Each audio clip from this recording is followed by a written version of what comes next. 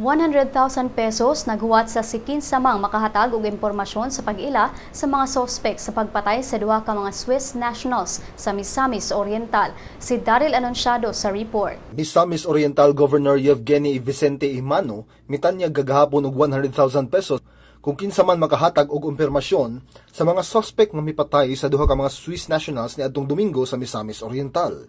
Si Imano miingon nga bisan og nakadisturbo ang insidente sa kalinaw sa probinsya, kinahanglan masayran sab nga generally law-abiding ang mga tao sa Misamis Oriental ug buot silang makakuha dayon og sayong solusyon sa maong kaso. Ang mga biktima na ila nga sila Robert Eric Lober ug Baltasar Johan Ernie, puros mga Swiss nationals nga gipatay sa usa ka beach resort sa lungsod sa Opol, Misamis Oriental. Si Chief Inspector Napoleon Paila sa Misamis Oriental Provincial Police Office gibutyag ang task group nga gimugna niadtong Lunes padayon panggitino ang posibleng motibo sa krimen. Kini si Daryl Anunciado alang sa Sunstar Pilipinas.